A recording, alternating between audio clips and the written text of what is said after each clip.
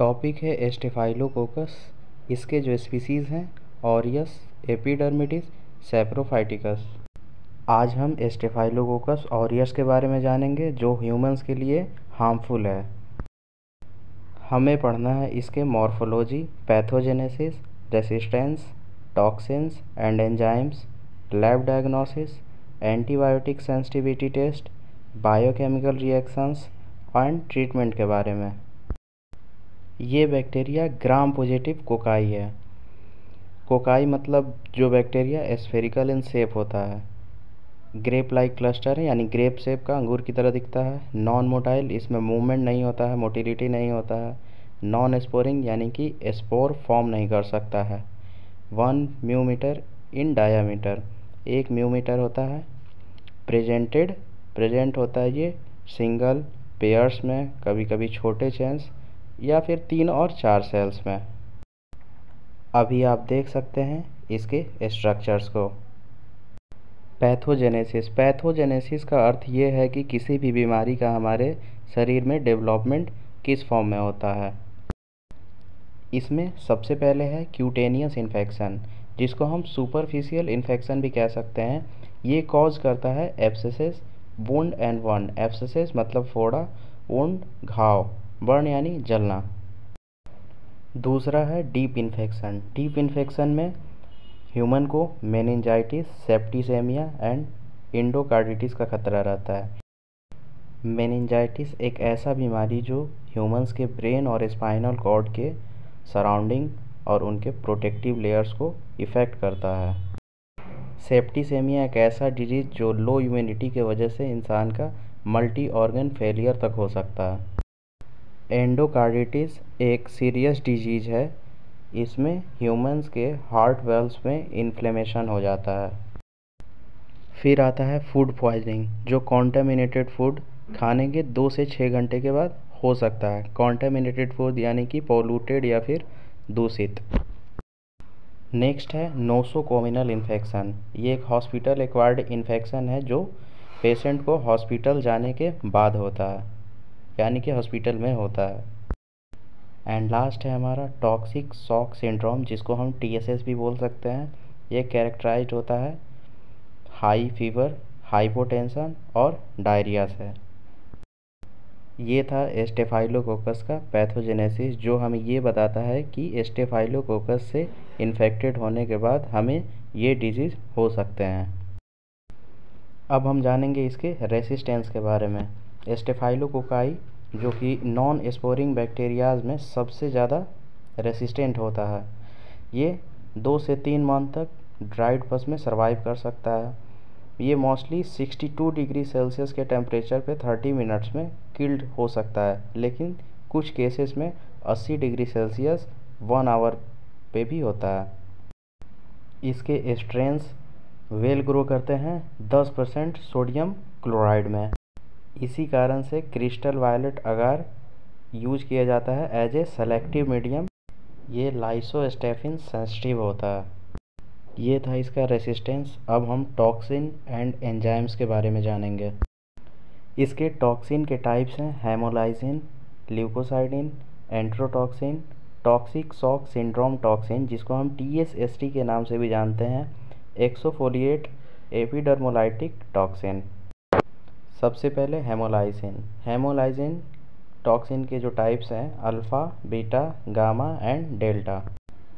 Alpha lysine जो कि alpha toxin से भी जाना जाता है, ये सिर्फ प्रोड्यूस्ड होता है एरोबिक कंडीशन यानी कि प्रेजेंस इन ऑक्सीजन में ही प्रोड्यूस होता है।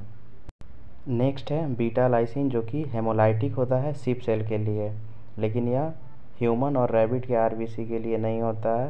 ये बोथ एरोबिक एंड एनएरोबिकली प्रोड्यूस्ड होता है। नेक्स्ट है गामा लाइसिन जो ह्यूमन, सिप और रैबिट के RBC पे एक्ट होता है, प्रोड्यूस होता है।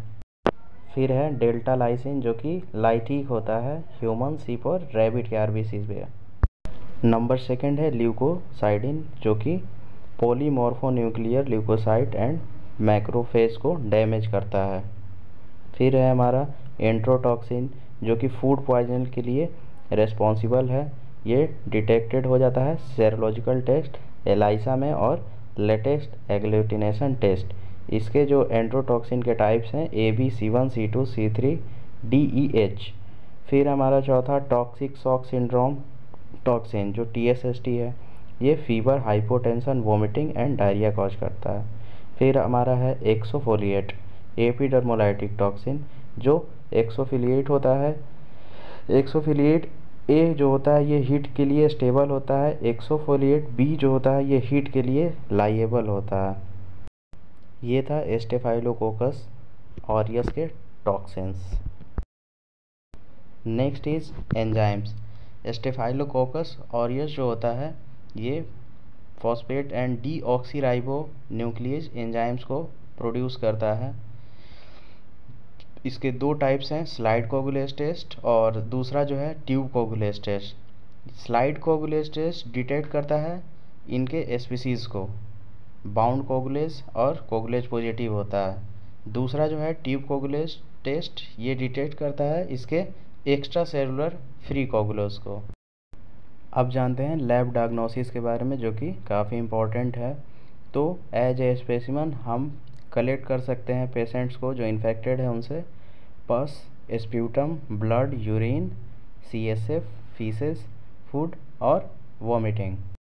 स्पेसिमेन स्टराइल कंटेनर में ही कलेक्ट होना चाहिए, अंडर ऑल एसेप्टिक कंडीशन, यानी कि पहले से उस कंटेनर में कोई भी बैक्टीरिया मौजूद ना हो। नोज़ और पेरिनम से अगर स्पेसिमेन कलेक्ट करना हो तो हमेशा स्टराइल स्वैब का ही यूज होता है। स्पेसिमेन जल्दी से जल्दी ट्रांसपोर्ट होना चाहिए और टेस्ट के लिए प्रोसीड होना चाहिए लेबोरेटरी में।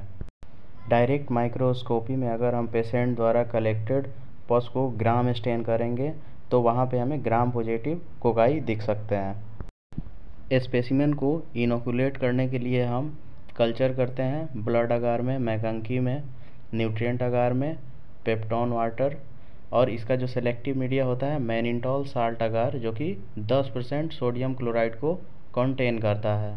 इन सब मीडिया और अगार से हम इसको इनोकुलेट कर सकते हैं और इनक्यूबेट करते हैं इसको 37 डिग्री सेल्सियस के टेम्परेचर पे 18 से 24 घंटे के लिए। नेक्स्ट है हमारा colony morphology and Gram staining. Blood agar में कॉलोनीज जो हैं 2 से 4 mm होती हैं डायामीटर में, सर्कुलर रेज्ड होती हैं, ओपेक यानी कि आर पार बिल्कुल भी नहीं दिखता, और ये येलो पिगमेंट को प्रोड्यूस करती हैं।